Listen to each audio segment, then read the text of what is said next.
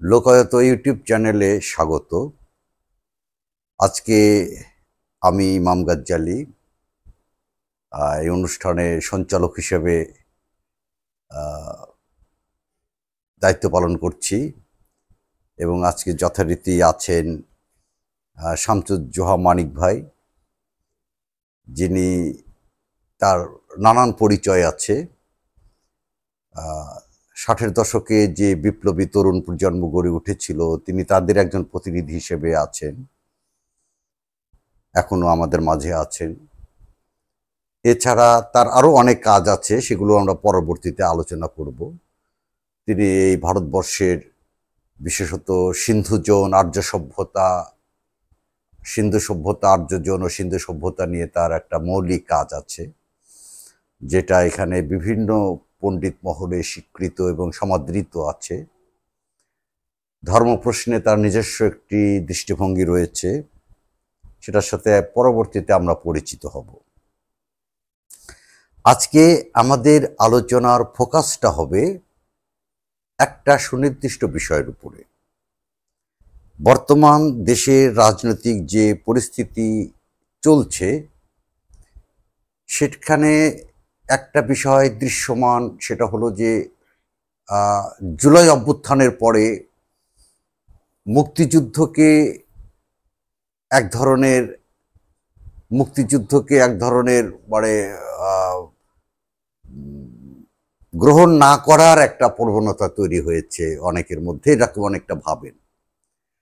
কিন্তু আমরা যেটা মনে করতে চাই যে সেটি হলো যে মুক্তিযুদ্ধের আওয়ামী লীগ যে ভাষ্যটা আমাদের সামনে তুলে নিয়ে এসেছিল, মুক্তিযুদ্ধের আওয়ামী ভাষ্যের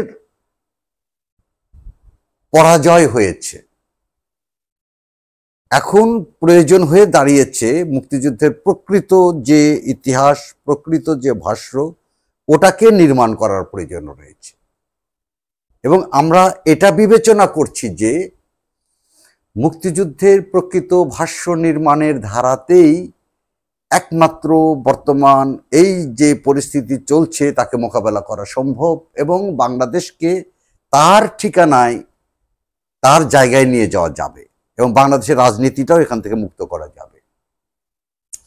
তো সেটা নানানভাবে সে কাজটা করা সম্ভব। তবে আমরা আজকের আলোচনায় একটা নির্দিষ্ট জায়গায় আমাদের ফোকাস রাখতে চাচ্ছি আর কি। সেই নির্দিষ্ট জায়গা হলো 60-এর দশকে আবার আমরা ফিরে যাই, যেখানে আমরা মানিক ভাইয়ের কাছে আমরা এটা জেনেছি এবং নানানভাবে এটা বোঝা গেছে যে আসলে ডান বাম নির্বিশেষে সকলের মাথার মধ্যে তখনও পাকিস্তানই ছিল। পাকিস্তান থেকে মুক্ত হয়ে একটি এখানে স্বাধীন সার্বভৌম বাংলাদেশ গঠন, এই জায়গায় এখানকার রাজনৈতিক দলসমূহ তখনও পৌঁছাতে পারেনি। এমনকি 25 মার্চের ক্র্যাকডাউন পর্যন্ত নয়, তার আগের মুহূর্ত পর্যন্ত এটা হয়নি। এখানে আমরা মানিক ভাইয়ের কাছ থেকে এই সকল বিষয়গুলো শুনবো। তবে আমাদের এটা বলছি যে এই জায়গাটায় পৌঁছেছিলেন কারা? তারা হলেন ওই সময়কার বিপ্লবী তরুণ প্রজন্ম, ছাত্র তরুণ প্রজন্ম। দেশের ছাত্র তরুণ প্রজন্মের মধ্যে এটা বলা যায় যে মানিক ভাই যেটা যথারীতি আমাদেরকে এটা বলেছেন যে সেটা বামপন্থী ছাত্র তরুণ প্রজন্মের হাত ধরেই এই স্বাধিকার আন্দোলন, আত্মনিয়ন্ত্রণের লড়াই, এখানকার স্বাধীনতা এবং একটা নতুন বাঙালিদের রাষ্ট্র গড়ে তোলার আকাঙ্ক্ষা, স্বপ্ন, এদের মধ্যে এনারা দেখেছেন। সেটার প্রথম দিককার প্রতিনিধি হিসেবে উল্লেখ করা যায় হলো কাজী জাফর আহমেদ। পরবর্তীতে তার সাথে ছিলেন হায়দার আকবর খান রণ, রাশেদ খান মেনন, মান্নান ভূঁইয়া প্রমুখ ব্যক্তিত্ব, এদেরকে উল্লেখ করা যায়। এরা পার্টির সাথে যখন, পার্টির চিরাচরিত রাজনীতির সাথে যখন এরা চলে যায়, তখন পরবর্তীতে আরেকটি ছাত্র তরুণদের ধারা গড়ে উঠেছিল। সেই ধারার মধ্যে বলা যেতে পারে 5 জন ব্যক্তিত্বকে উল্লেখ করা যায়, 5 জন ব্যক্তিত্ব সেই ধারাকে সুসংগঠিত করার জন্য একটা কমিটি করেছিলেন 68 সালে। সে 68 সালে সে কমিটিতে শামসুজ্জোহা মানিক, ডক্টর মাহবুবুল্লাহ, আমজাদ হোসেন, বাংলা একাডেমির বর্তমান সভাপতি আবুল কাশেম ফজলুল হক এবং নুরুল হাসান, এই 5 জন মিলে তারা একটা বিপ্লবী কমিউনিস্ট আন্দোলন নামে একটা ধারা তৈরি করেছিলেন। আমরা ওই ধারাটা কেন, তার সকল সম্ভাবনা, তার সেই ধারাটা কিভাবে বিলুপ্তি হয়ে গেল, তার কি সম্ভাবনা ছিল, এখন আমরা ওই জায়গাটাতেই আমাদের আলোচনাটা মানে কেন্দ্রীভূত করব এবং সেখানে আমরা আলোচনা করব।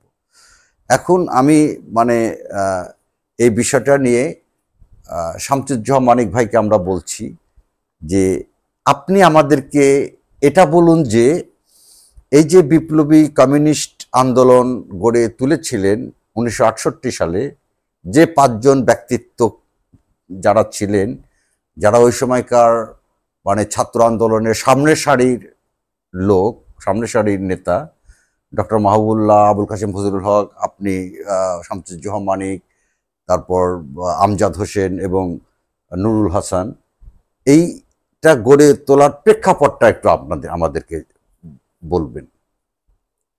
এটা তো বেশ জটিল আলোচনা, অনেক প্রসঙ্গ চলে আসে, বিভিন্ন সময় কিছু আলোচনা হয়েছে। তো সংক্ষেপে এখন আলোচনা করতে গেলে কিছু কথা বলতে হবে সংক্ষেপে, বেশি তো বলা যাবে না। আসলে এখানে একটা বিপ্লবী আকাঙ্ক্ষা নিয়ে 50-এর দশকের শেষ ভাগ থেকেই একটা প্রজন্মের উত্থান হচ্ছিল। যেমন আমি বলতে পারি, আমি যখন 57 সালে ক্লাস 8 বা 8ম শ্রেণীতে, ভাষা আন্দোলনের পর থেকে বলা যেতে পারে, এটা ভাষা আন্দোলন পর থেকে হয়েছে। ভাষা আন্দোলন তো প্রথমে একটা অভিঘাত আনলো বাঙালির চেতনায়, এখানকার বাঙালির চেতনায়, যে আমরা বাঙালি। মুসলমানের বাইরেও আমাদের একটা পরিচয় আছে, সেটা হচ্ছে আমরা বাঙালি। এইটা প্রথম, কিন্তু এই চেতনা, এই বাঙালি মুসলমানের চেতনায় এবং এদেশের সকল বাঙালির চেতনায় এটা প্রবলভাবে আঘাত আনলো। মানে এই চেতনা একটা আঘাত, অভিঘাত বলে এটাকে, অভিঘাত বলাটি মানে আরো সঠিক হবে। মানে পাকিস্তানি ভাবাদর্শের বিপরীতে তাকে আঘাত এনে এটা এখানে আরেকটা মানে নতুন একটা আত্মপরিচয়ের একটা জায়গা তৈরি করে ফেললো বাঙালিদের সামনে। যে আমরা বাঙালি, মুসলমান কিনা সেটা গৌণ বিষয়, মুসলমান নাও হতে পারে, কিন্তু যারা বাংলা ভাষায় কথা বলে তারা সবাই বাঙালি, এবং সেই পরিচয়টাই আমাদের মুখ্য পরিচয়। এই বোধটা প্রথম জন্ম নিল ভাষা আন্দোলনের মধ্য দিয়ে, একটা অভিঘাত হারলো। এবং যে বোধটা এখানকার পাকিস্তান যে ভাবাদর্শের উপর দাঁড়িয়েছিল, সেই ভাবাদর্শের উপর একটা আঘাত এনে দিল, প্রচন্ড আঘাত আনলো। আমাদের আগের প্রজন্ম তারা পাকিস্তানে এনেছিলেন, আমাদের বাবারা, তারা যারা ছিলেন, বাবা, চাচা, মামা, এই ধরনের এই প্রজন্মটা পাকিস্তান আন্দোলন করেছিলেন বা সঙ্গে ছিলেন, এবং এই প্রজন্ম পাকিস্তান গঠন করেছিলেন। তারপরের প্রজন্ম এই বোধের বিরুদ্ধে দাঁড়ালো, মুসলমানের আলাদা রাষ্ট্র, এই বোধের বিরুদ্ধে দাঁড়ালো। প্রথম কত ব্যাপক মানুষ প্রথমে এসেছিল সেটা বড় কথা না, বোধটা জন্ম নিল। এই বোধের উৎস কিন্তু ভাষা আন্দোলন। ভাষা আন্দোলন আমাদের নতুন করে ভাবতে শিখিয়েছিল, আমরা ভাবতে শুরু করলাম। তার আগে কিন্তু ওইভাবে বোধ বা ভাবনাটা ছিল না মুসলমান বাঙালির ভিতরে, বলতে পারি ছিল না।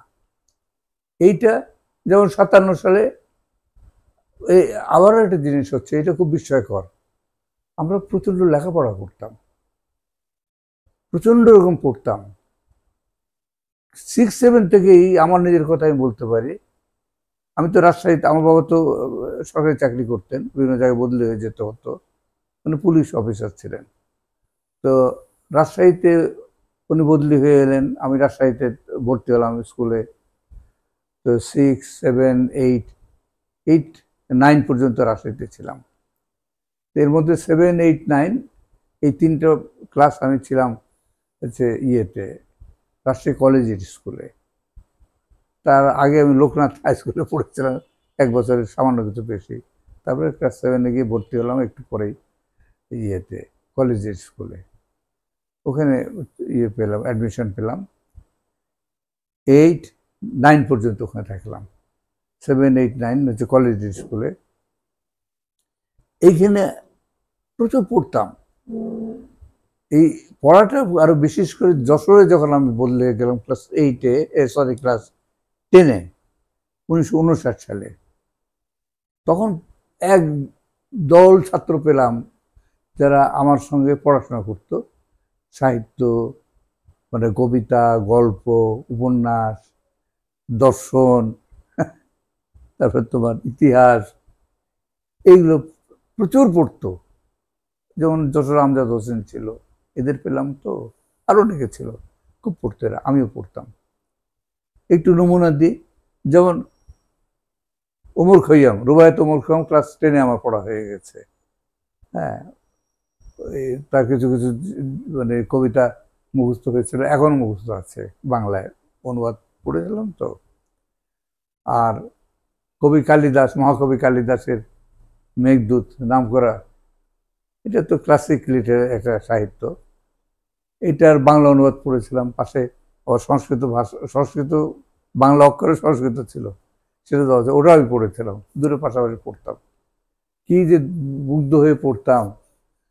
মানে সংস্কৃত শব্দ মানে একটা আলাদা ভাষার একটা আলাদা শব্দ। এখন মানে আপনি ওই প্রজন্মের উত্থান সম্পর্কে বলবেন আর কি। এই তো প্রজন্মের উত্থান হচ্ছে আমার সঙ্গে। আমি তো দেখছি তার পাশে আমজাদ হোসেন, যশোরে ঘুরছি, একত্রে হাঁটছি, অনর্গল সে মেঘনাথ, মেঘনাথ শুধু না, মধুসূদনের কবিতা থেকে মেঘনাথ বধ আছে, তারপর আরো আছে, এগুলো সে অনর্গল বলে যেত, আবৃত্তি করে যেত। রাস্তায় হাঁটতাম আর আমি শুনতাম। তখন তো এত গাড়ি ঘোড়া ছিল না, অনেকটাই মানে রিক্সা কম ছিল, মানুষের চলাচল কম ছিল, যে এই রাস্তার ধারে দিয়ে আমরা হাঁটতাম আর সে যেগুলো বলে যেত আমি মুগ্ধ হয়ে শুনতাম। একটা প্রজন্ম জন্ম নিচ্ছে। কিন্তু তার সঙ্গে হচ্ছে দর্শন চর্চা, ভারতীয় দর্শন, দর্শনের ইতিবৃত্ত, এগুলো পড়ছি। তারপরে তোমার উপনিষদের কিছু কিছু পড়ছি। কঠোপনিষদ আমার ক্লাস 10-এ পড়া সম্পূর্ণ। মার্কস এঙ্গেলসের বেসিক রাইটিংস কিছু পড়েছি। যেমন কমিউনিস্ট তো স্বাভাবিক, এটা না, মানে আমি বলতে চাচ্ছি যে আপনি মানে ঢাকা বিশ্ববিদ্যালয়ে যখন আপনি ভর্তি হলেন কত সালে? ঢাকা বিশ্ববিদ্যালয়ে 62 সালে। ঢাকা কলেজে এলাম, যশোর থেকে পাস করে, ম্যাট্রিক পাস করে আমি ইয়েতে এলাম, প্রথম 2 বিভাগে পাস করেছিলাম। তারপরে ঢাকা কলেজে আমি চান্স পেলাম, সুযোগ পেলাম। আমার আগ্রহ ছিল ঢাকা কলেজে পড়ার, আমি এখানে ঢুকে পড়লাম। তো এই যে এই কলেজগুলোতে মানে যশোর জেলা স্কুল প্রচুর ভালো। আমজাদ হোসেন, আরো অনেকে মেধাবী সব ছেলেপেলে লেখাপড়া করতো, প্রচুর পড়তো এরা, এদের আমি পেয়েছিলাম।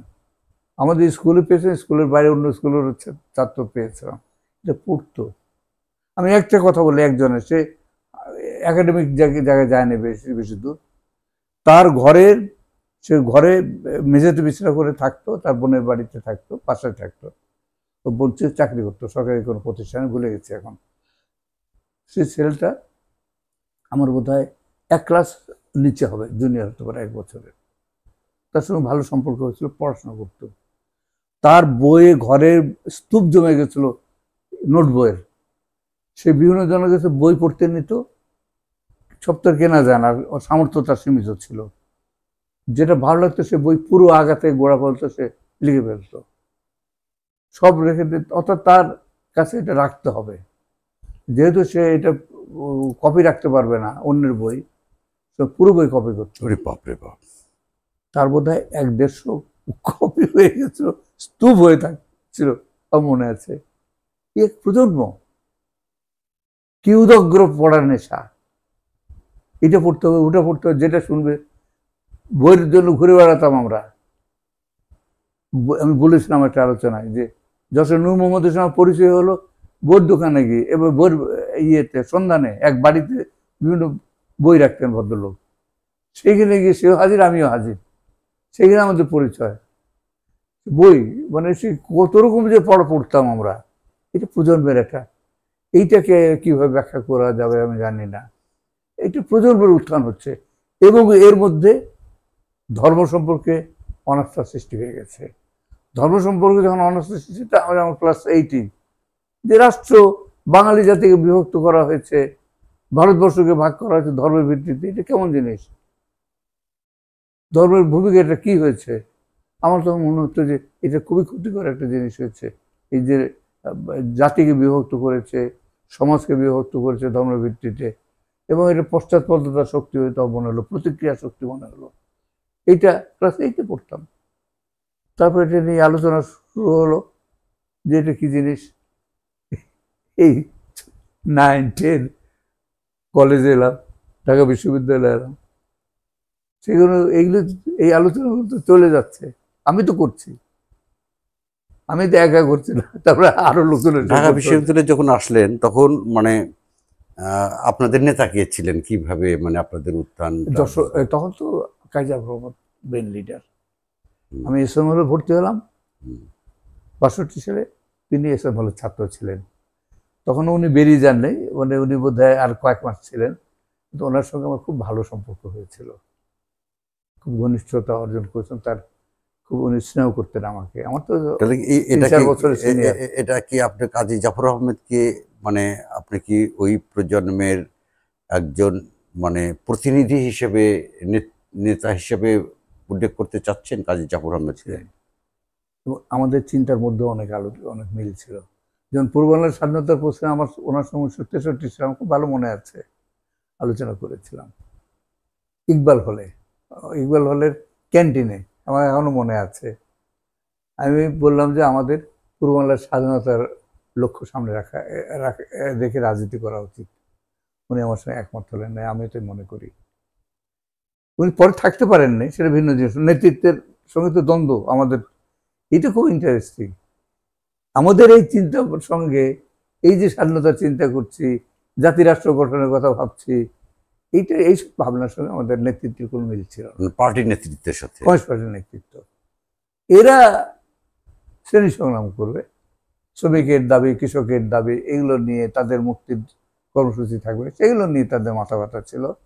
কিন্তু এই জাতির প্রশ্ন, রাষ্ট্র গঠনের প্রশ্ন, হ্যাঁ রাষ্ট্র হবে, শ্রমিক শ্রেণীর রাষ্ট্র হবে, শ্রমজীবী মানুষের রাষ্ট্র হবে, এখানে জাতির প্রশ্ন আবার কি, এগুলো এরা বিশ্বাস করতো না।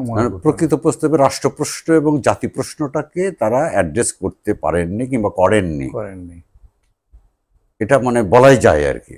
এখানে আরেকটা গুরুত্ব না, এটা তো এখন পর্যন্ত তো এই অভিযোগটা আনা যায়, এবং আমরাও যেটা লক্ষ্য করেছি যে এখানকার বামপন্থী নামে ক্রিয়াশীল যারা আছেন তারা রাষ্ট্র প্রসঙ্গটি আসলেই খুব সুকৌশলে সেই জায়গাটা, ওই মুখস্থ একটা কথা আছে যে শ্রমিক শ্রেণীর রাষ্ট্র সংবিধান গড়ে তুলতে হবে, এই কথা বলেই শেষ করে ফেলে দেয়। কিন্তু রাষ্ট্র প্রকল্প নিয়ে সুনির্দিষ্ট তাদের কোনো কর্মসূচি থাকা, এটা নিয়ে কথা বলা, এইটা তারা মনে করেন না এবং এটা করেন না আর কি। এমনকি বুর্জোরাও যা করেন এটা নিয়ে, ইনারা তাদের মধ্যে এই জিনিসটা আমরা এখন পর্যন্ত এই জিনিসটা মানে পাইনি, লক্ষ্য করি, আমি পাই নাই এখন এখানকার এখানে বামপন্থী আন্দোলনের মধ্যে রাষ্ট্র প্রশ্নে তারা কোনো বিষয়টা তারা এটা করেননি আর কি, দেখেননি। এবং মোটা তাকে হলো এমনটি যে কথা প্রসঙ্গে আবার আমি একটু আপনার সাথে যুক্ত করে নেই যে এই জুলাই অভ্যুত্থানে হাসিনা পতনের এই কয়েক মাস আগেও বিশিষ্ট পলিটিক্যাল এক লিডার, সে যখন আমরা এটা বলেছিলাম যে সময়টা এখন পরিবর্তনের মুখে দাঁড়িয়ে আছে, তখন এটাকে তিনি তাচ্ছিল্যভাবে উড়িয়ে দিয়ে, আমি নামটা নাই বা উল্লেখ করি উনার, বলছেন যে না না, এটা এখন একটা গণতান্ত্রিক অধিকার সম্প্রসারণের লড়াইয়ের যুগ এখন আমরা রয়েছি, সেটা করতে হবে। কিসের পরিবর্তন? এই ধরনের একটা অর্ধশিক্ষিত লোক যারা একসময় তাদেরকে আমরা নেতা বলে মনে করেছি, এটা আমি নিজের কাছে নিজের গালে নিজেকে থাবড়াইতে ইচ্ছা করে আর কি। এইসব স্টুপিড লোকদের পিছনে আমরা ঘুরেছি। তো যাই হোক, সে প্রসঙ্গ থাক। এখন আপনাকে আমি এটা বলতে চাই যে আপনারা কাজী জাফর আহমেদ, রণ মেনন, কাজী জাফর আহমেদ, মান্নান ভূঁইয়া প্রমুখদের ওই সময়কার তারা প্রতিনিধি হিসেবে এসেছিলেন, কিন্তু মানে তারপরে আপনারা 1968 সালে বিপ্লবী কমিউনিস্ট আন্দোলন নামে যে একটা ফোরাম গঠন করলেন, সেখানে ওরা থাকলো না কেন এবং আপনারা কেন গঠন করতে গেলেন, এটা বলেন। আসলে হ্যাঁ, এটা খুব ইন্টারেস্টিং একটা আলোচনা, খুব গুরুত্বপূর্ণ আলোচনা, কিন্তু গুরুত্বপূর্ণ বিষয়। আসলে আমরা যেভাবে রাষ্ট্র গঠনের চিন্তা করতাম, আমরা যেভাবে বিপ্লবের চিন্তা করতাম, আমাদের যারা নেতা ছিলেন, কমিউনিস্ট নেতা পুরাতন যুগের আর কি, সেটা মস্কো পিকিং যাই হোক না কেন, তারা সেভাবে চিন্তা করতেন না। জাতির প্রশ্ন তাদের কাছে সমস্যা ছিল না, আমাদের কাছে খুব বড় একটা সমস্যা ছিল। আর একটা জিনিস হচ্ছে, ধর্মের বিষয়টা তারা বুঝতে পারতো না, তারা এটাকে সমস্যা মনে করতো না। তাদের ইয়েটা হচ্ছে শ্রেণী, গরিবের লড়াই করতে হবে, গরিবের মুক্তি, তার অর্থনৈতিক মুক্তি আনতে হবে, অর্থনৈতিক মুক্তি আনার জন্য যাবতীয় তার রাজনীতি। এখানে তারা ধর্মের প্রশ্ন করে ফেলে দিত। ধর্ম যেটা আলাদা সমস্যা তৈরি করে, একটা আইডেন্টিটি দাঁড় করে, একই শ্রেণীকে বিভক্ত করে, একই জাতিকে বিভক্ত করে, এটাকে তারা খুব গৌণ বিষয় মনে করতো যে অর্থনীতি ঠিক হলে সব ঠিক হয়ে যাবে। অর্থনৈতিক কাঠামোর বাইরে তারা চিন্তা করতো না। এটা ছিল খুব বড় জিনিস। আর আমাদের কাছে এই বিপ্লবের সমস্যাটা খুব মুখ্য ছিল। বিপ্লব চিন্তা করতে গিয়ে আমাদের কাছে আইডেন্টিটি, কমিউনিটি আইডেন্টিটি, আমরা কি জাতি হিসেবে, কি স্টেট করতে গেলে তো একটা জাতিগত ভাবনা লাগে, পলিটিক্যাল কনসেপ্ট, তো জাতির প্রশ্নটা সেভাবে হাজির হয়। তা আমাদের কাছে তখন ধর্মটাকে বাধা মনে হতো এই জাতি গঠনের প্রশ্নে। আইডেন্টিটি, নতুন আইডেন্টিটি যে আমরা গড়বো, সেটাকে মুসলিম আইডেন্টিটি নিয়ে গড়বো, তাহলে তো পাকিস্তান আমাদের জন্য ঠিক আছে, ওর সেটা পাকিস্তান ভাঙার দরকার নাই। না, পাকিস্তান ভাঙার দরকার, মুসলিম আইডেন্টিটিটাকেই যদি আমরা গ্রহণ করি এবং এটাকেই মনে করি যে হ্যাঁ, মুসলিম আইডেন্টিটিটাই আমাদের একমাত্র, এটা আমাদের মানে জাতি গঠনের প্রধান মানে উপাদান, তাহলে তো আর পাকিস্তান ভাঙার প্রয়োজনই নাই। রাইট। এবং পাকিস্তান ভাঙে এমন কোনো রাজনীতির প্রয়োজন নাই, বা ওরা বিরোধিতা করতে হবে। এই জায়গাটাতে এই যে কেউ বলে যে কমিউনিস্টদের কারণে, হয়তো বিভিন্ন ভিডিওতে বক্তব্য শুনি, তো কারো খুব জোরালোভাবে বলতে চায় যে কমিউনিস্টরাই পাকিস্তান আমলে পাকিস্তান ভাঙার রাজনীতিটা করেছে। এটা খুবই ভুল। আসলে তারা কিছুই জানে না, এই কথাগুলো বলে যারা, বা বুঝে না ঠিক মতো, যে ঠিক না, পাকিস্তান ভাঙার রাজনীতি এরা করে নাই, কেউই না, বংশপন্থীরাও না। ওরা পাকিস্তানকে দুর্বল করে এমন একটা কালচার তারা দিয়েছে, রাজনীতিটা না। পাকিস্তান রাষ্ট্র ভাঙার রাজনীতি, এইটা একমাত্র আমাদের প্রজন্ম এটা করেছিল। সে সময় বুঝে হোক না বুঝে হোক আমরা করেছিলাম। আমাদের সঙ্গে পুরাতন প্রজন্ম একটা অংশ, আলাউদ্দিন মতিন, দেবেন শিকদার, এরা একটা অংশ আমাদের, মানে ওই সময়কার বিপ্লবী তরুণ প্রজন্মটাকেই আপনি চিহ্নিত করছেন যে পাকিস্তান ভেঙে এখানে একটি বাঙালির রাষ্ট্র, সেকুলার বাঙালির একটি সেকুলার রাষ্ট্র, গণতান্ত্রিক সেকুলার সাম্যের রাষ্ট্র গড়ে তোলার যে জায়গাটা, সেটা সেই পলিটিক্সটা আমরা তরুণ প্রজন্ম এনেছিল। এখানকার না বামপন্থী না ডানপন্থী কোনো অংশটাই করছে বলে আপনি স্বীকার করছেন না। করেনি বলেই তো আমরা 1968 সালে পুরোমারা বিপ্লবী কমিউনিস্ট আন্দোলন গঠন করলাম। এখানে আর একটি কথা, এটার বিরোধিতা করতে, এখানে আবার আপনাকে আমি একটু থামিয়ে যুক্ত করতে চাই যে এই কথাটা প্রচলিত আছে যে ন্যাপ যখন গঠিত হয়েছিল তখন nap NAP, national Awami party, কিন্তু তার প্রতিপক্ষরা ট্রল করে এটা বলতো যে নেহেরু অ্যাডেড পার্টি, যে কারণ এরা হলো ভারতের প্রভাবিত পাকিস্তান ভাঙার পক্ষেকার পলিটিক্স করছে। কথাটা তাদের বিরুদ্ধে অভিযোগটা আনা হতো। এই বিষয়ে আপনি কি মনে করছেন? তাদের দিক থেকে তারা বলছে তারা পাকিস্তানের পক্ষে,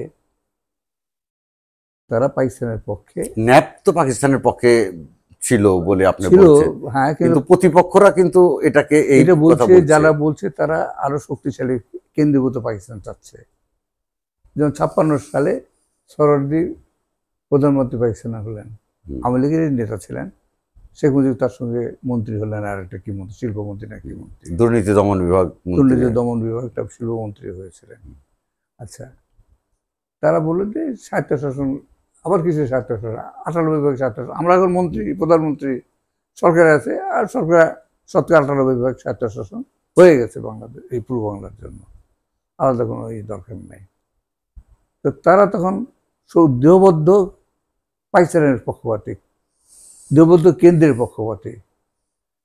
এখন ন্যাব যেহেতু স্বায়ত্তশাসনের উপর জোর দিল, এই একটা ইস্যু ছিল, একটা হচ্ছে জোট নিরপেক্ষ পররাষ্ট্রনীতি, আরেকটা হচ্ছে তোমার স্বায়ত্তশাসন। এই দুটো প্রশ্নতে ন্যাব গঠন হলো। আওয়ামী লীগ থেকে মনোনয়ন হোসেন বেরিয়ে গেলেন এবং কমিউনিস্টদের সঙ্গে নিয়ে ন্যাশনাল আর্মি পার্টি গঠন করলেন।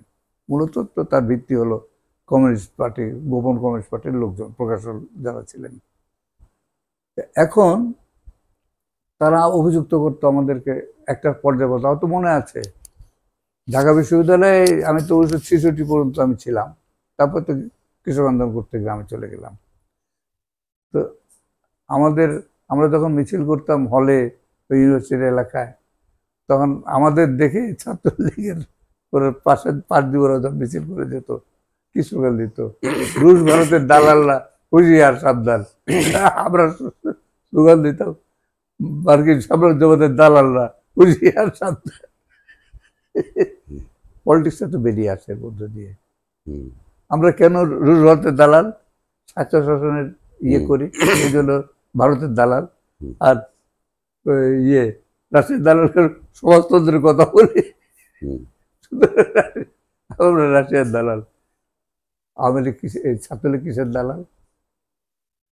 ওরা হয়তো পুঁজিবাদের পক্ষপাতী, স্ট্রং পাকিস্তানের পক্ষপাতী তখনও ছিল।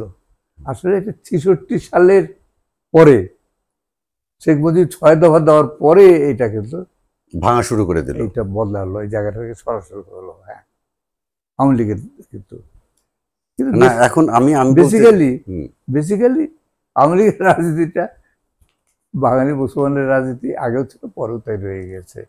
বাঙালি মুসলমানের একটু কিছুটা মুক্তি হয়েছিল 57 সালে যখন বের করে দিল ঘাট ধাক্কা দিয়ে, 58 সালে মার্শাল হলো না, বাঙালির ইয়ে শেষ হয়ে গেল, সুযোগ সুবিধাগুলো, কেন্দ্রীয় শাসন থাকার যে সুবিধা এগুলো শেষ হওয়ার পরে এই পরবর্তীকালে সোহরাওয়ার্দী মারা গেলেন।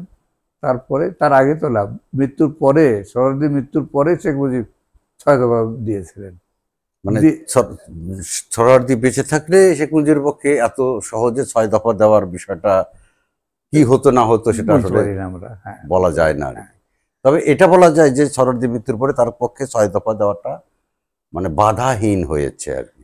এখন আমাদের যে প্রজন্ম, আমাদের প্রজন্ম তো মস্কোপন্থী ফিকির মতো সবাই, কিন্তু পাকিস্তান তাদের কাছে তো সমস্যা না, স্বায়ত্তশাসন দিয়ে দিক পূর্ব বাংলাকে, তাহলে হলো সব প্রদেশকে দিয়ে দেবে স্বায়ত্তশাসন, ঠিক আছে, জাতিগত আত্মনিয়ন্ত্রণ দিকে তারা বিশ্বাস করতো।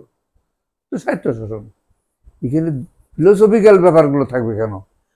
আইডেন্টিটি, মুসলমানের রাষ্ট্র আছে, ঠিক আছে, মুসলমান রাষ্ট্র পাকিস্তান আছে, থাকুক, সমস্যা কি আমাদের? আমরা শ্রমিক কৃষককে ইয়ে করবো, জাগ্রত করবো, জমায়েত করবো। মানে এই চিন্তাটা হলো পার্টির, কমিউনিস্ট পার্টির চিন্তা। আর নেপে তো তারা আছে বসে, হ্যাঁ, তারা স্বায়ত্তশাসন পর্যন্তই ছিল, হ্যাঁ, এর বেশি না। কিন্তু পাকিস্তান ভেঙে মানে বাঙালি রাষ্ট্র গড়ে তোলা, বাঙালিদের একটা রাষ্ট্র গড়ে চিন্তা করে, এর কমিউনিস্টের মধ্যে এই চিন্তা কারো ছিল না। মানে আওয়ামী লীগ তো একটা রাষ্ট্র গড়ে তোলার নেতৃত্ব তো দিয়েছে, সেটা কখন দিয়েছে? আচ্ছা, সেই আলোচনাটা পড়বো। এখন আপনাদের প্রজন্মের মধ্যে এই চিন্তাটা গঠন হয়েছে 52 ভাষা আন্দোলনের পর থেকে, ধীরে ধীরে বিভিন্নভাবে সে গল্পটা আপনি সংক্ষেপে আমাদেরকে বলার চেষ্টা করেছেন, সেটা বুঝলাম। কিন্তু সেই আন্দোলনের তরুণ প্রজন্মের প্রতিনিধি হিসাবে আপনি বলছেন যে বামপন্থী ছাত্র সংগঠনই এটার মানে এটাকে ধারণ করেছেন, এই পরে আমরা এটাকে এটা হিসেবে আপনার নেতা হলো কাজী জাফর আহমেদ পরবর্তীতে ওনারা তো প্রমুখ। সরে গেলেন, নেতৃত্বের সময় এখন চলে গেলেন। এরা চলে যাওয়ার পরে আপনারা পরবর্তীতে 68 সালের দিকে পূর্ব বাংলা কমিউনিস্ট আন্দোলনটা গড়ে তোলেন। এখানে একটা ঘটনা আছে। ওই সময় তার কিছু আগে 67 সালে সিরাজ সিকদার, 68 সম্ভবত সিরাজ সিকদারও পূর্ব বাংলার শ্রমিক আন্দোলন গঠন করেন।